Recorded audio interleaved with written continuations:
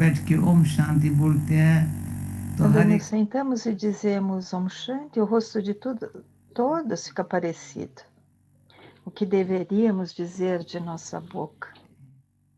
Paz, amor, felicidade, poder. Todos os quatro são visíveis de uma vez só. O rosto de todos mostra paz, amor, felicidade e Shakti. Há um amor profundo entre os quatro. Mas quantas coisas eu devo compartilhar? Em meu coração pode haver muitas coisas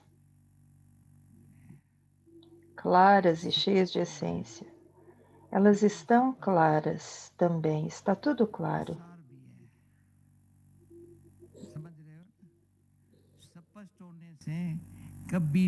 Na essência, todos vocês estão entendendo, certo? Por causa da clareza, nunca houve dúvida.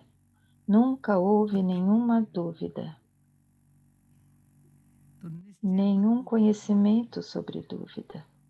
Então a fé se tornou muito forte, vocês entendem? A fé é firme. Então ela torna o estágio inabalável e impassível, como Deus mencionou. Ele disse que criar sua fortuna está em suas mãos. Então agora, se eu estivesse em suas mãos, eu fiz essa contagem secretamente. Talvez nunca tenha feito nenhuma anotação, mas eu contei. Sejam fiéis, porque a dúvida faz vocês oscilarem, faz com que vocês se movimentem. Uma coisa é que vocês se movimentam,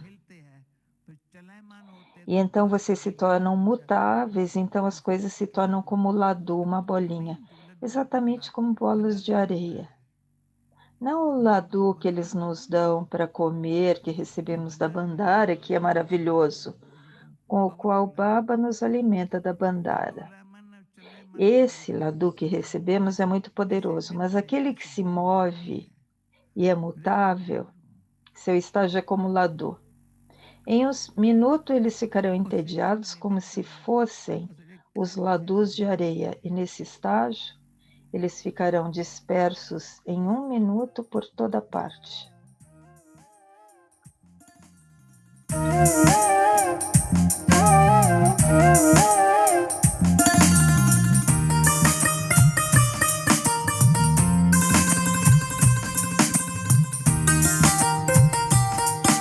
Tudo que a alma precisa está em Deus.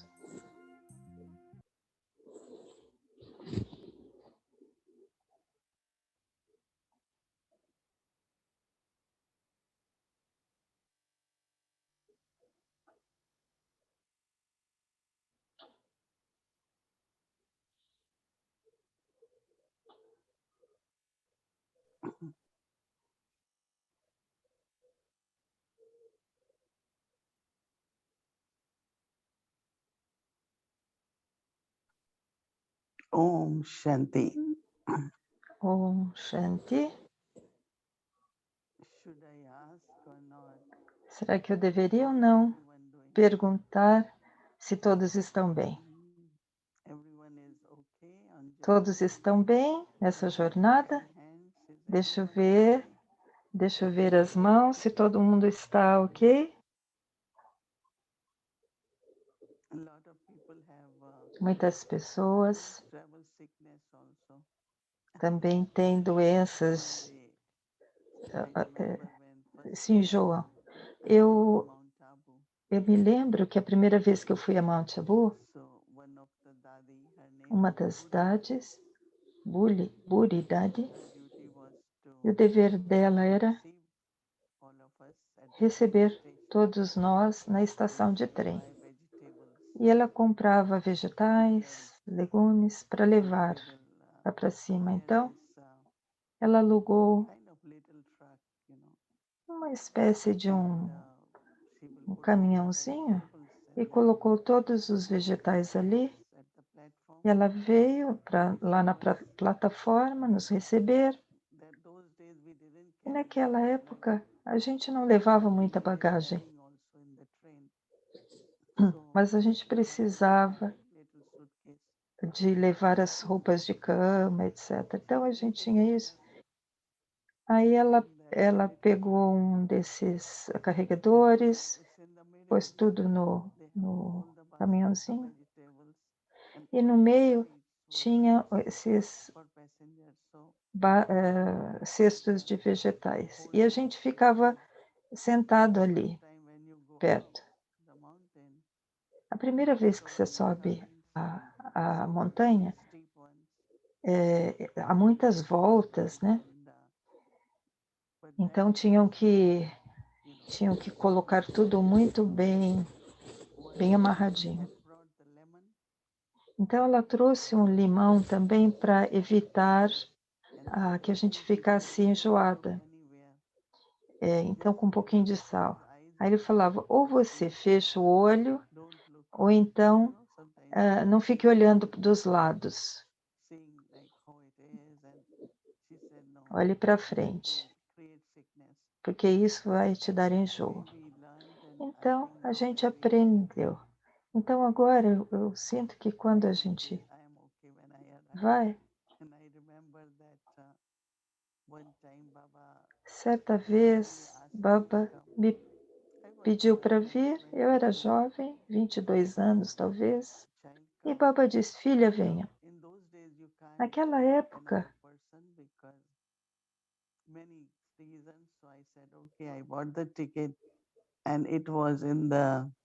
eu comprei então a passagem, tinha primeira, segunda e terceira classe naquela época. A gente sempre comprava a terceira classe. É muito cheio de gente, todo tipo de pessoas. Então eu peguei um cantinho ali e me sentei. Era uma viagem noturna, então estava ok. E o trem chegou de manhã. Eu acordei, me banhei, Baba me chamou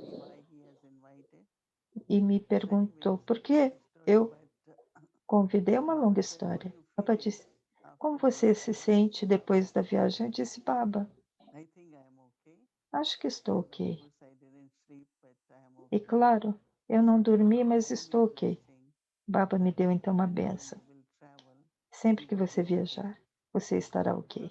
Ele me deu essa benção. Então entendi quão importante é receber bênçãos de Baba para essa jornada espiritual, porque existem muitas voltas, muitas da atmosfera, da energia, que isso pode bloquear nosso caminho. E o intelecto pode achar que está um pouco cansado. Às vezes ele fica vagando. Como o Dade falou que algumas dúvidas sutis podem vir no intelecto, porque essa é uma jornada com o intelecto. Por isso que ele diz lembrança. E novamente é intelecto e também peregrinação. Voltando à questão das viagens, eu sempre ia nas férias na Índia com a família para diferentes viagens, mas ir a Monte Abu e ir para diferentes viagens era muito diferente. Nossa peregrinação é sempre uma jornada secreta ou sagrada. Você vai a um templo ou vai encontrar uma pessoa santa. Isso é chamado de peregrinação. Ir.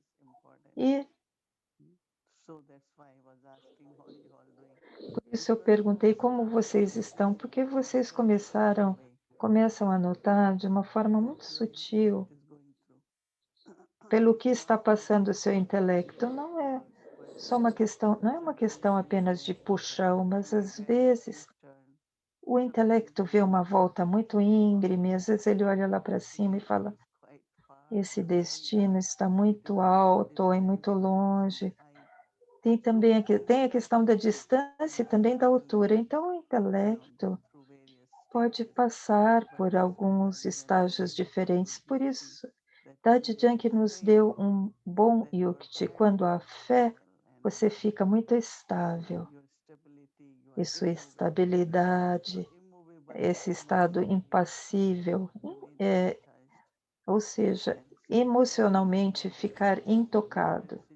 E instabilidade quando há diferentes circunstâncias, você não deve permitir que haja nenhuma dúvida no intelecto. Quando há estabilidade, quando não há dúvidas, o intelecto é poderoso, ele recebe força.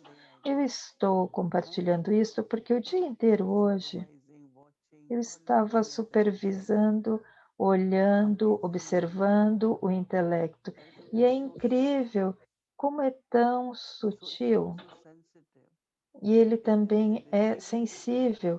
Ele tem uma capacidade de receber, embora ele tenha muito poder, ele tem uma capacidade de entender, ele tem uma capacidade de lembrança, ele tem muitas capacidades. E aí você vê, quando você está numa jornada, quantas interferências, pequenas ou grandes, existem. E aí você começa a perceber onde você precisa mudar. Quando você faz uma viagem, você não leva a casa inteira consigo. Você leva aquilo que você consegue, algumas coisas.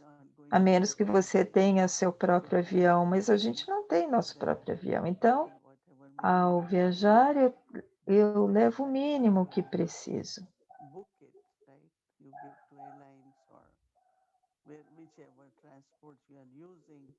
Seja qualquer transporte que você usar, você também tem de fazer a reserva.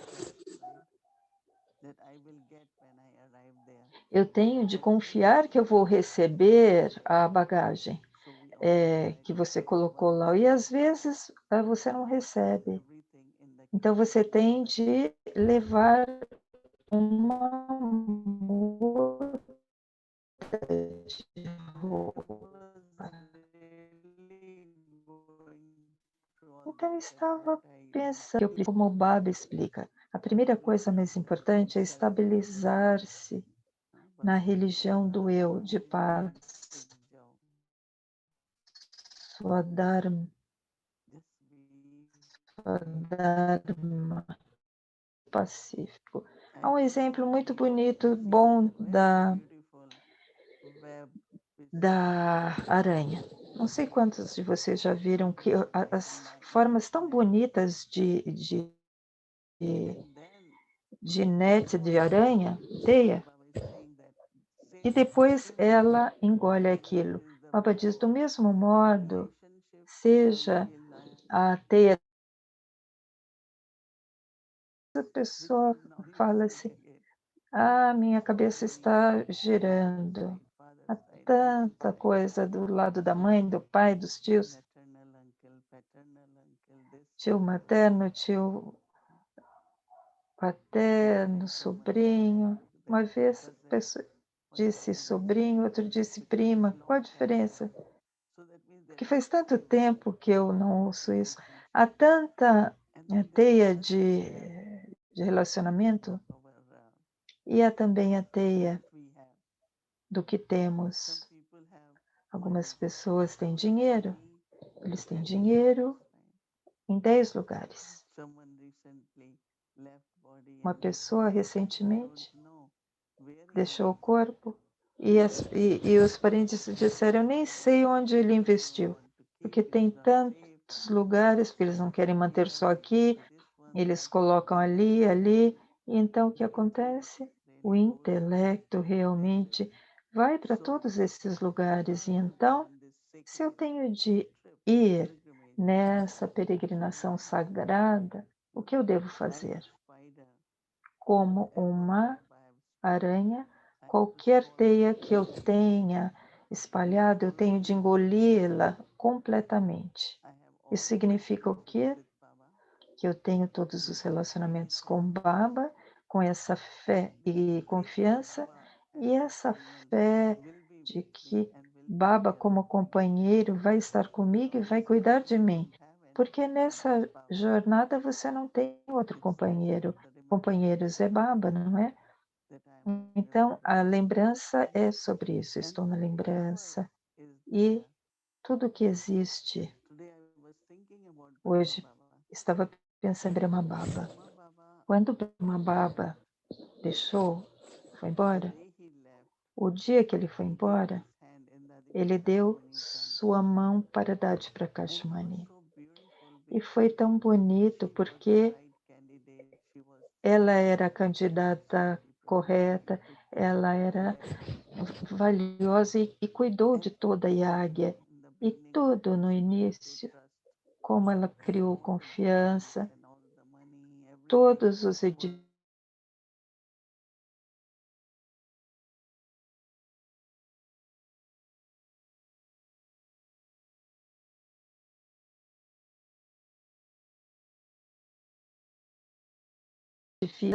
tão dignas de confiança. Não havia nada pessoal, tudo era de Baba.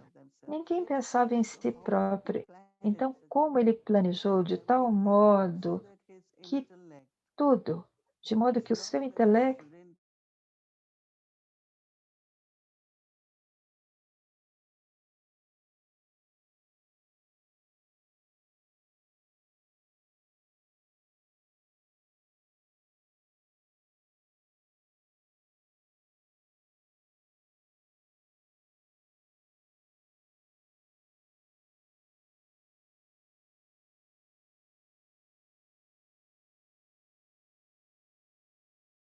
Everything I have to do. I sign the checks, I take care of this, I will do this. But while you are living, so what is swallowing? All relationships with one Baba, and also whatever responsibilities I have, whether as a householder or as a center instrument, then I have to follow Brahma Baba, where I'm swallowing my web in such a way that it's not destroyed, but in such a way I live in such a way that whatever I have now is Baba's, but also if it is Baba's, then you have to create proper air soul, proper way where your intellect is not pulled, right? That's important for everyone, right? So how that intellect doesn't pull, so you can continue on your sacred journey. Otherwise, it will keep pulling you towards money, towards relationship, towards this. And that pilgrimage, there will not be the connection of remembrance and pilgrimage. That means you are sitting then in remembrance of Baba, but you will not be able to ascend. You will not be traveling towards your destination. So anyway, go into very subtle aspect of remembrance and pilgrimage. So today I was really kind of experiencing, churning. I have to be in remembrance. Am I traveling or I'm stuck? So sometimes you just say, oh, I'm tired, let me sit. And you sit, and then you could sit long or get stuck. That shouldn't happen. I should continue on my pilgrimage. So that's why word pilgrimage is that am I moving forward, getting more and more, as Baba said, that you swallow that web. So, but then also spiritual tower, very interesting, right? Lighthouse, spiritual lighthouse. I am in remembrance, but spinning the cycle, Swa-darshan chakra. So many think what it means. So now when you look at a lighthouse, once you see this light spinning all the time, go round and round and round. I think most of you must have seen it. Why it is? Because there are ships all around in the ocean and they are approaching or they are looking for direction and destination. First they're looking for direction, but they're looking for direction to reach the destination, right? So it's very interesting when you look around. So if you are in a boat or a ship and you see this lighthouse, and of course the captain must know definitely how to catch that direction from that light. So when direction means it will take you to destination if you get lost. So that is why Baba said that in Murli you get directions. And when you get directions, then you know you are on pilgrimage and you will reach to destination. Otherwise you will be lost. There could be wandering. You could start losing where it is. Where am I now?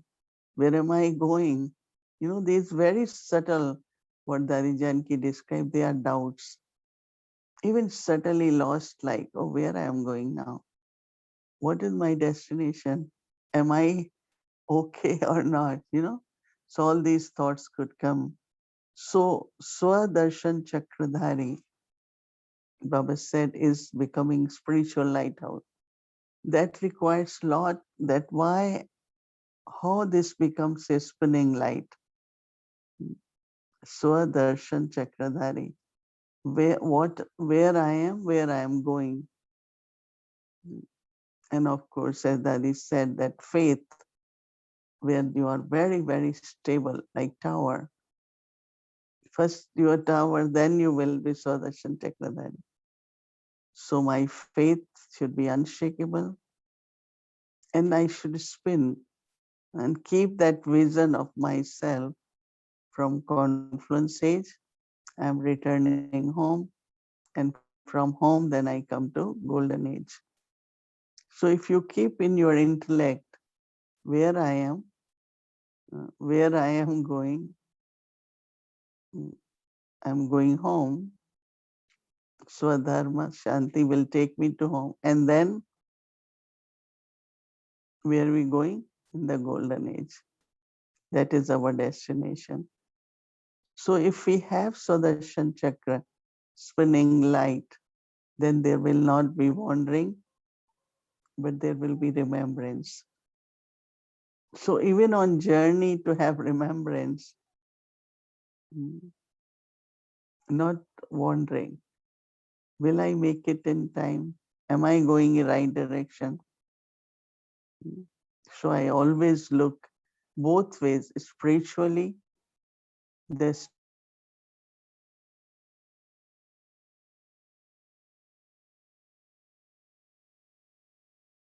stage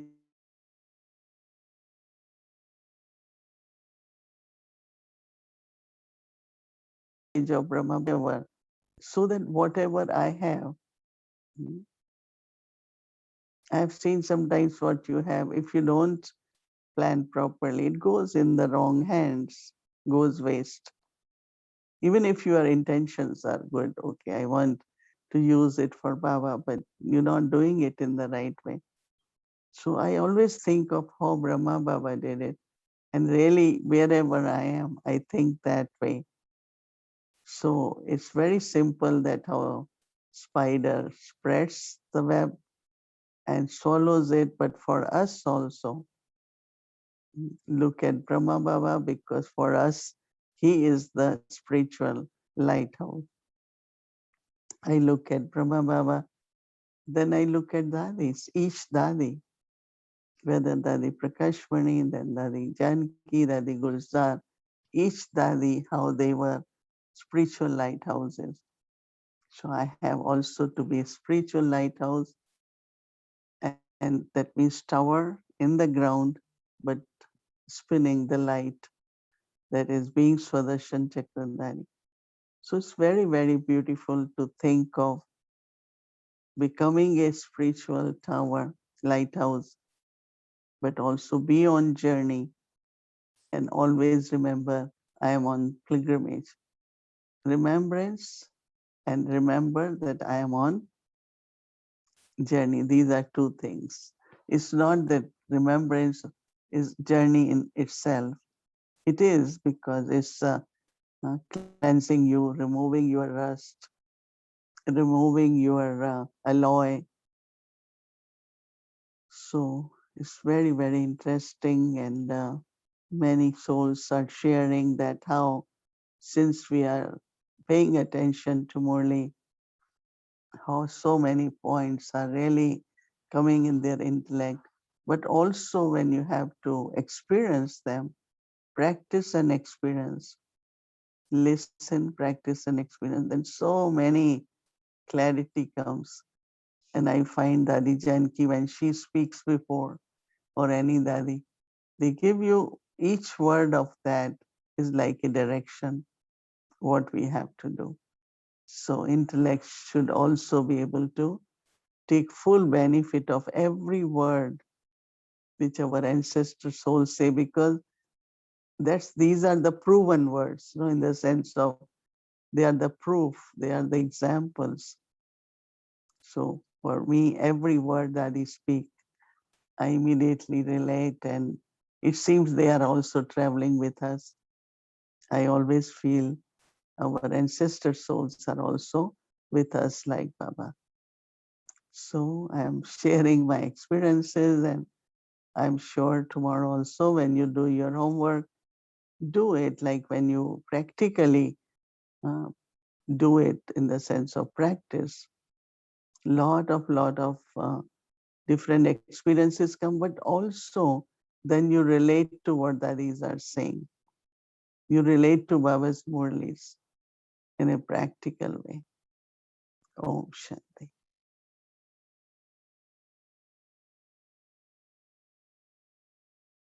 Om Shanti. Everyone. Yes, it was so lovely listening to Didi's sharing about going up the mountain. All of us have fond memories. I remember I first went there. It was in 75. I was the only foreigner there. And it was just 6 years after Brahma Baba left the body. So everything was so simple. And the road was just one track, really.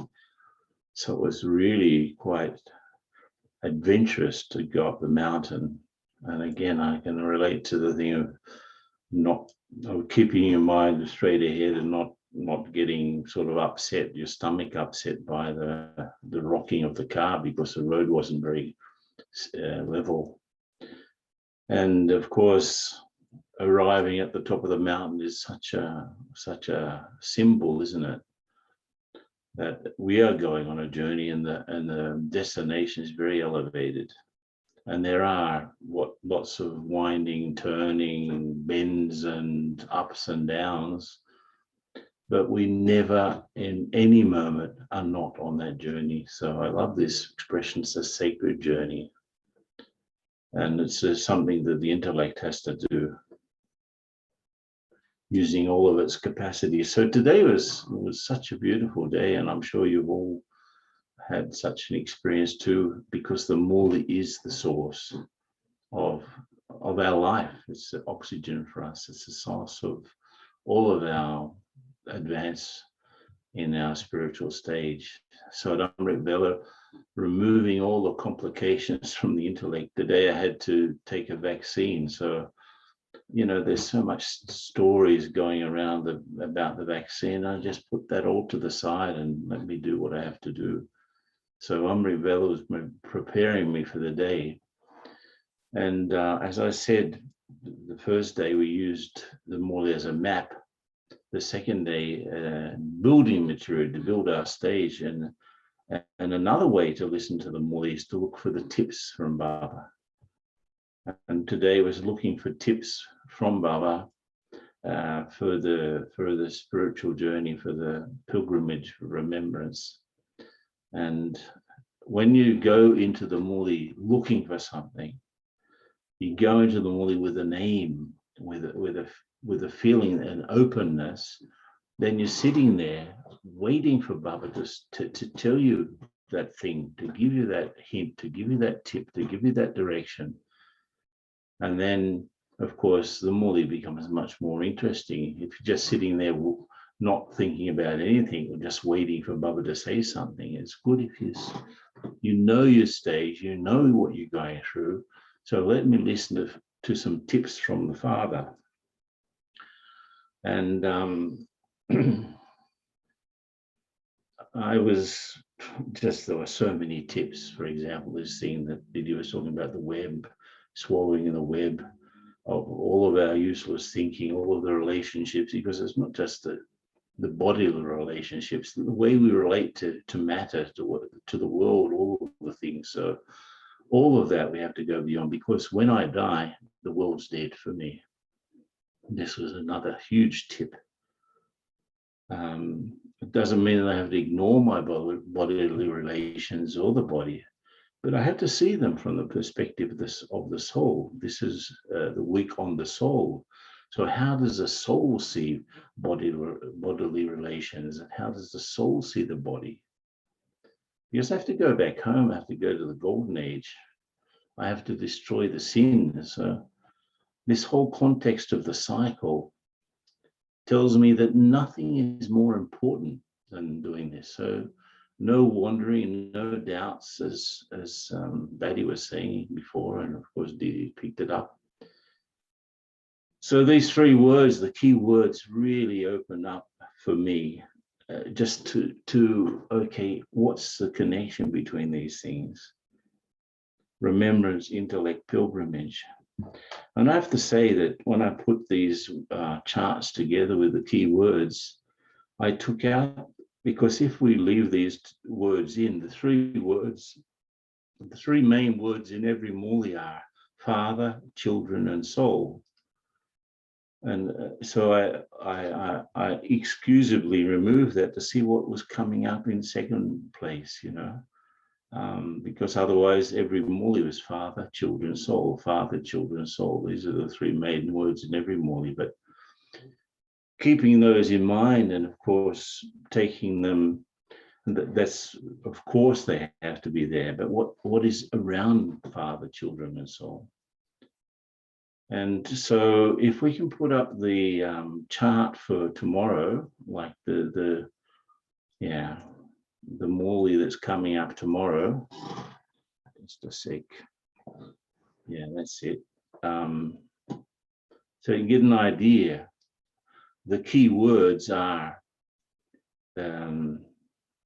just a sec.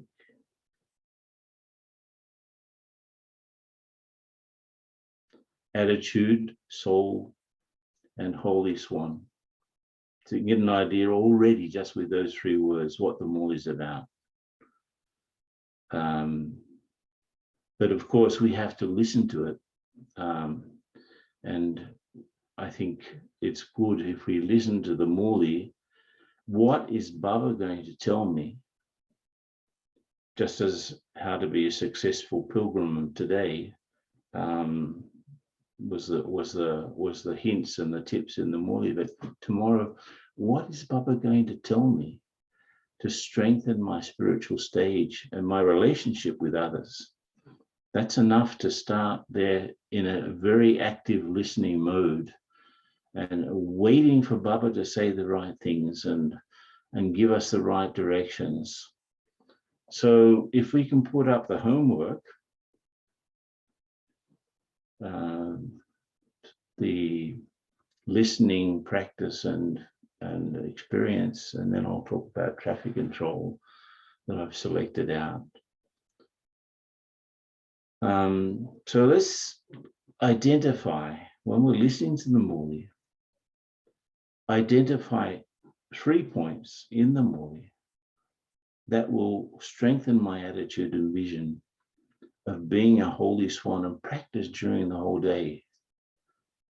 The way we see others and the way that we interact with them, of course, that's what Baba says.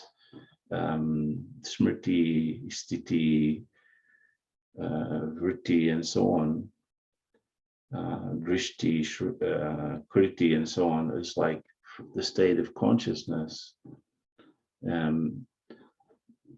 sets up the mental state. The mental state sets up the attitude, and the attitude sets up the vision, and the vision sets up the action. So what are these internal postures that I need to have, that I face things, I interact with people, and this is what an attitude is. It's like an internal mental posture. So how do I set myself up so that the vision that comes out of me is pure, that I don't even see the bad things about others, even being aware of them, that doesn't hit me. I always remember that when I was in Hungary, the words are written in Roman script, like we can read the letters, but I couldn't understand a word. So in the same way, bad things are happening, negative things are happening, but they don't register in me because I'm going through this cleansing process.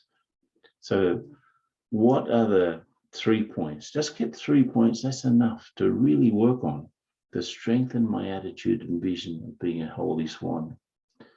And at the traffic control, just anyone who comes to mind in that, until the next traffic control, anyone. So you set up the attitude so that anyone who comes to my mind or comes in front of me, from one traffic control to the next, anyone who comes into mind until the next traffic control, I will see that one with a vision of a holy swan. So practicing from one traffic control to the next, the pure vision.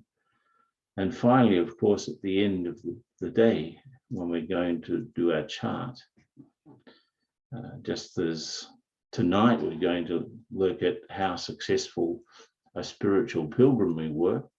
So tomorrow night, how successful was my pure soul conscious vision today? So that's the homework for tomorrow, everyone. Good efforts to everyone.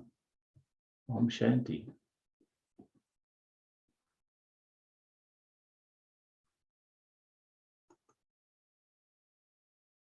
Ah, yes, of course. Amrit Bill, I forgot to tell you. Just a sec.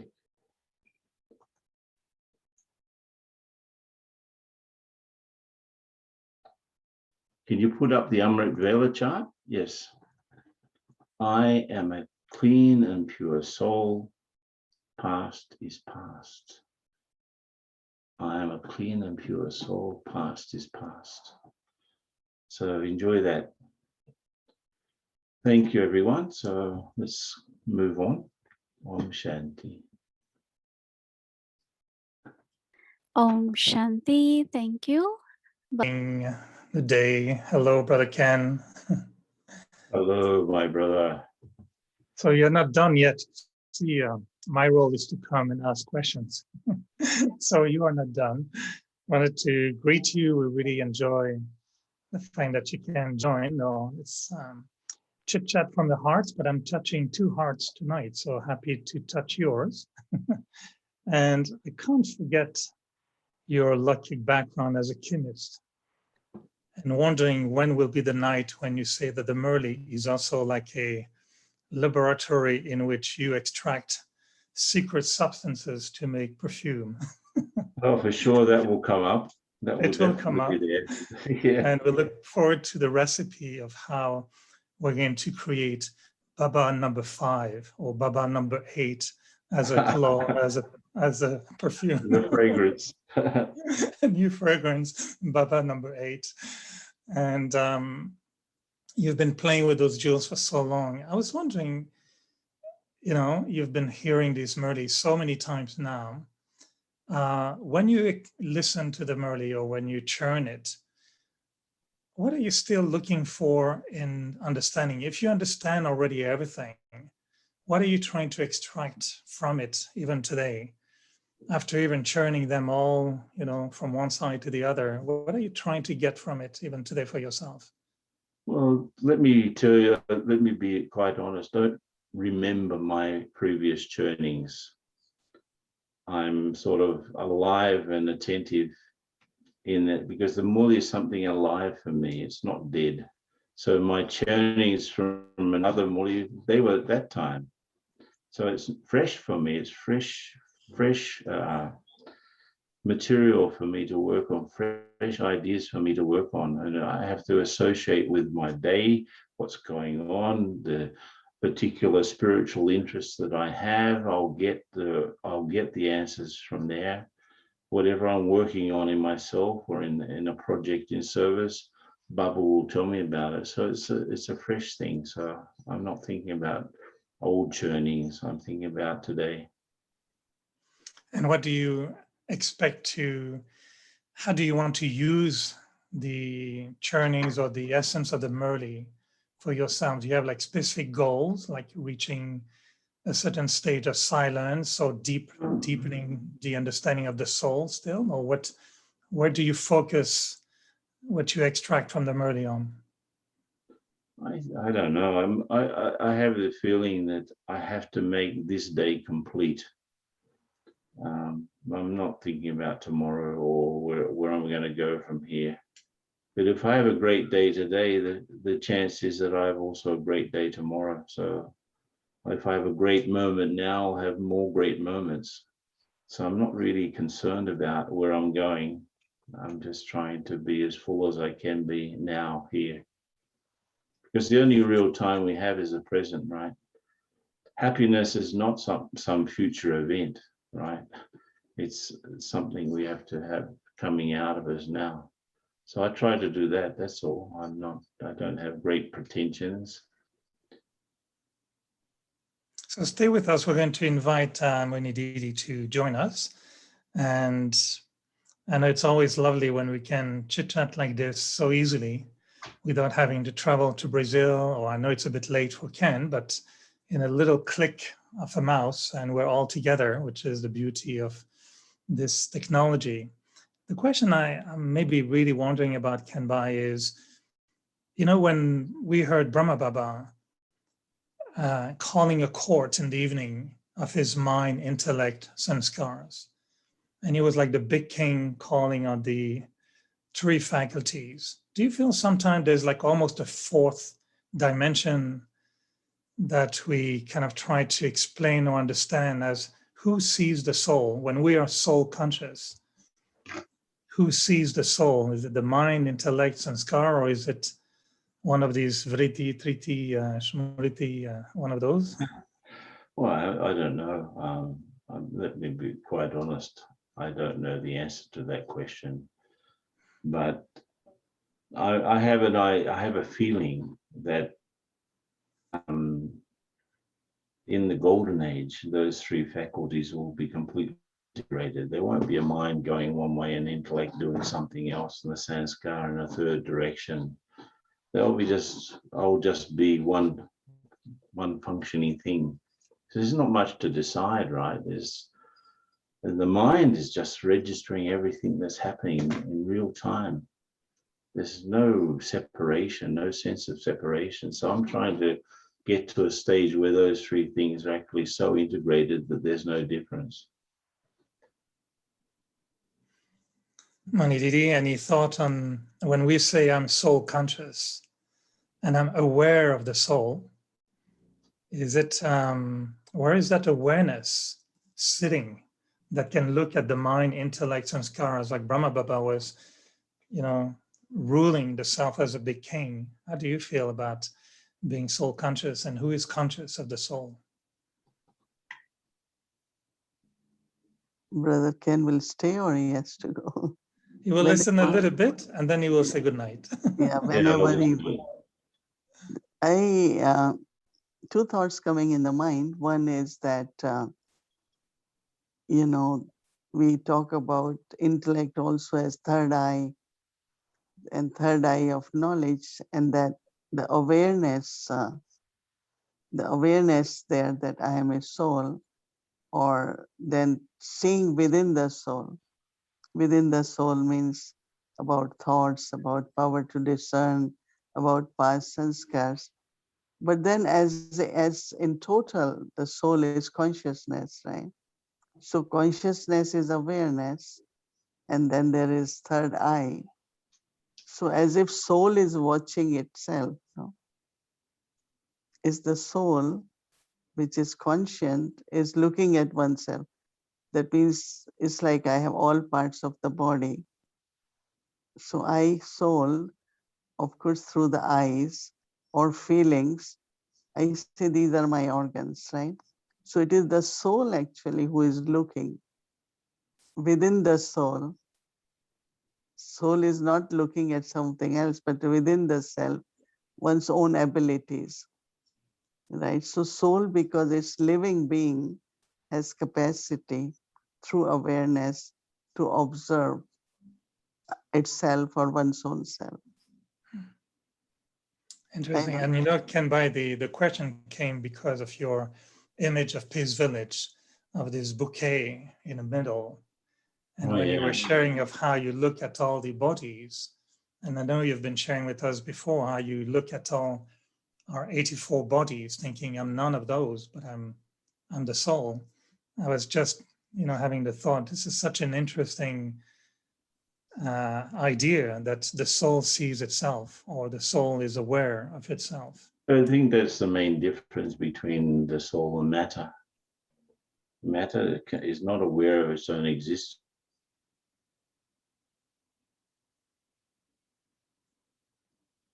It's very subtle aspect though, as you are raising this Use question. my intellect to organize the intellect.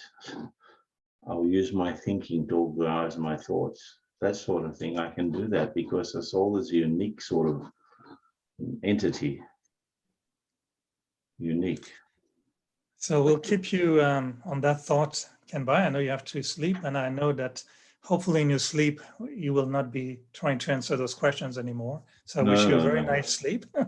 Well, the thing is, I had a vaccine shot today and I'm not No. feeling great. So Yeah, you need to rest.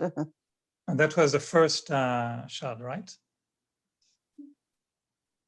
Because the second time, I saw they say, No, but prepares you for the second time. one of the nurse advised one of the sister when she went for second shot, which they say generally creates reaction for 2-3 days, temperature, all that. And she said nurse told her, just go and sleep. As long as you can sleep, nothing will happen. So this sister came home and just slept. And next morning she's up, active, no fever, nothing. So I'm going for second, so I'm following that direction. But yes, I will be present in the evening. But so I thought to tell you that was a very good thing to know that nurse gave advice. But Brother Eric, your question is very deep and subtle. That means how do I look within myself, right? And I am the one as a soul looking within, you know. So I think this needs to be explored and experiment in a way. How really do I, who sees the soul? It's the soul seeing the soul because it's a living being. But what soul is seeing is one's own abilities, observing it, functioning it, using it, checking it, whatever it is, you know. It's a very, very beautiful thing to go more in depth of that concept. Who is seeing, right? The reason I was also asking the question is because I know we want to look at the Murli this week as, you know, the context of the soul, how the Murli helps us.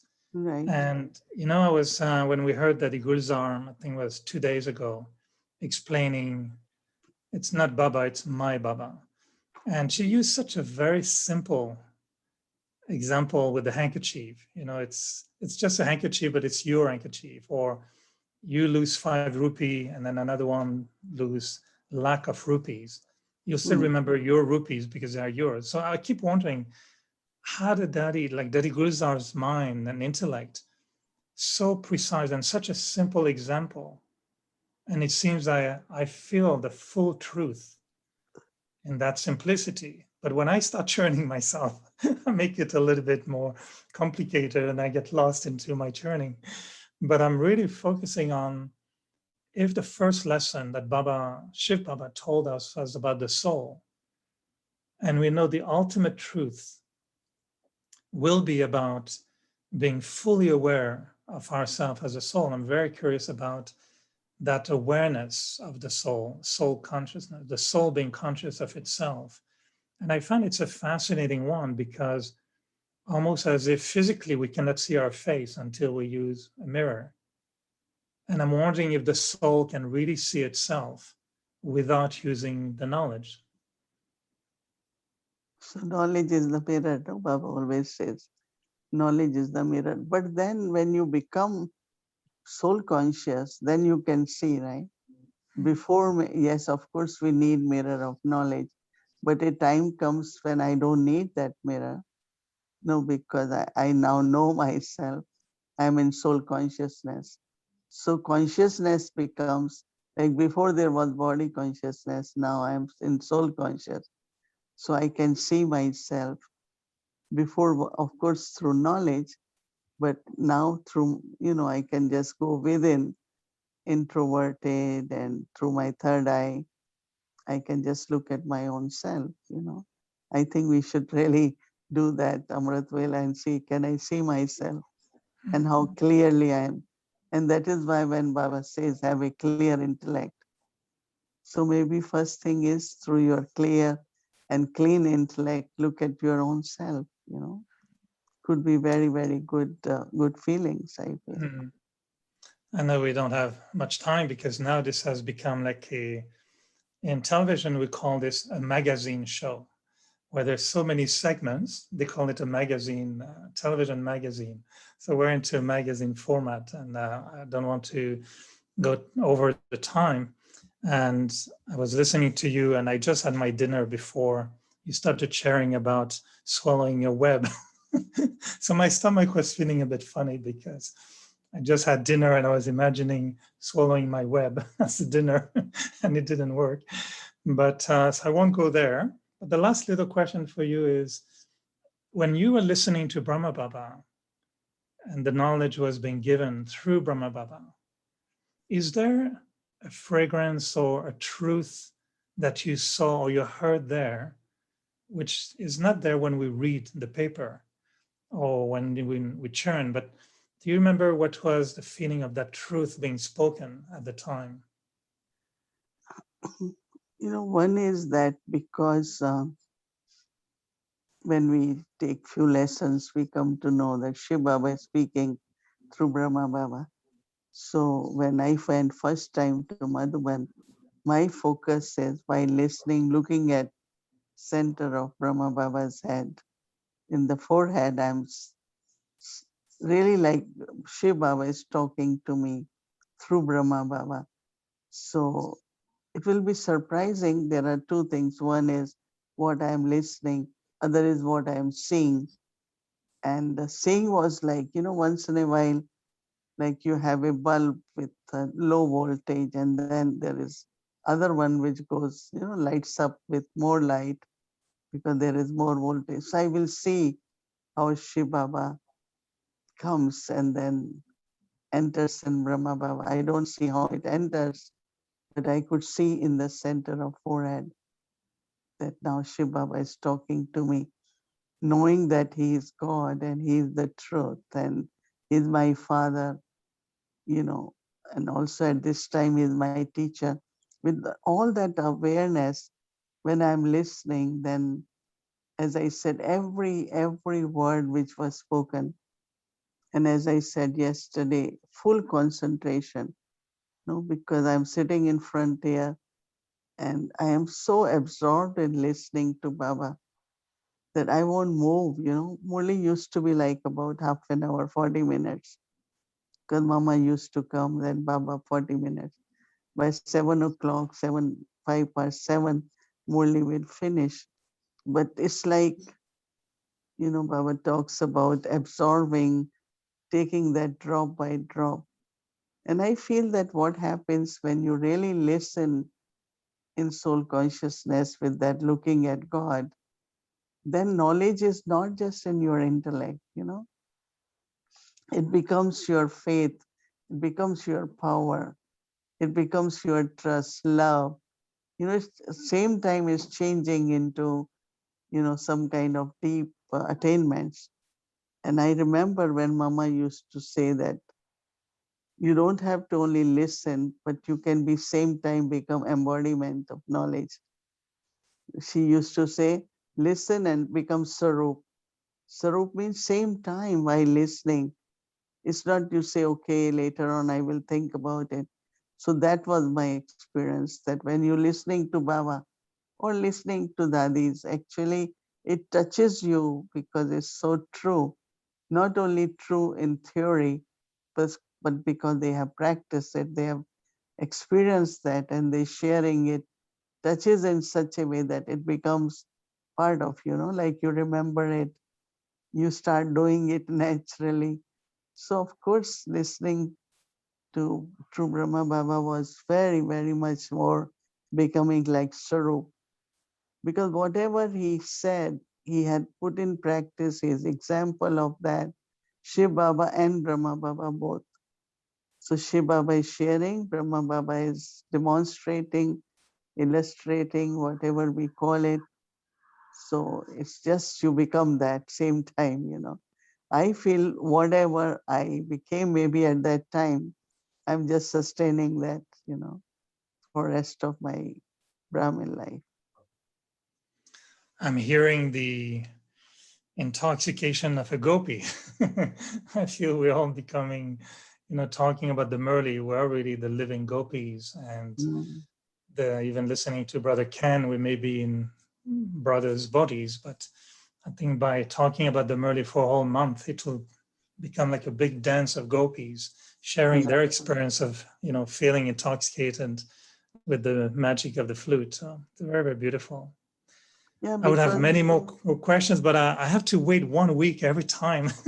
I can't finish with the question. I say, okay, I have to wait 1 more week, and then the questions change. So we should give you more time, but no, it's okay. it's very interesting. My thought to take this topic was really that for us as Baba's children, our scripture, our source, our strength, truth finding, solution, answers, directions, all are in Murli.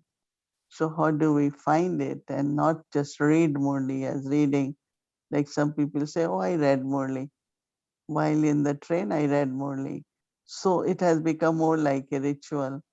Oh, today I read Murli. But then how do we, even if there is short time, but how Murli becomes like what sustains us, like food, so much attention on what to eat, what not to eat. But same will become for intellect. Then we don't pick up information here, explanation here, or experiences from different and interpretation based on that. But how do I find that truth myself?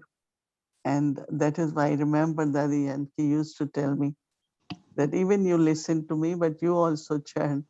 I said, because that will be my strength, so kind of, but then I look kind of many times find that, oh, what I'm thinking, she's thinking, or she will also say, oh. So as we then grow together, then we start saying that our reflections, our directions, when we talk about it, is almost same. And that becomes very affirmative, kind of like, oh, that's good. We are together on journey.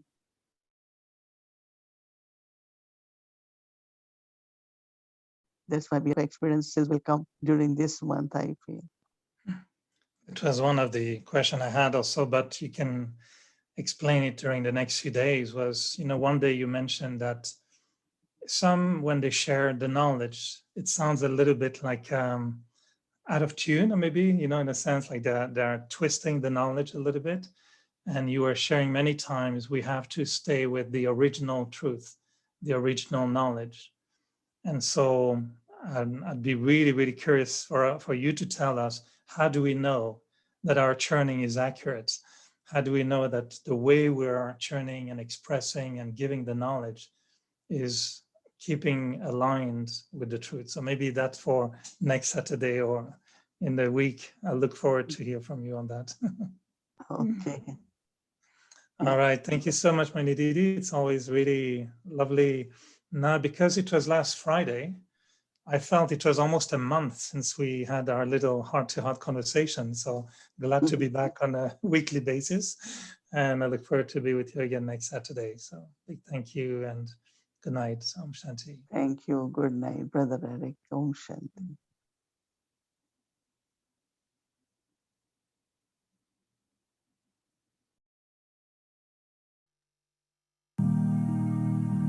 जिंदगी एक सफर है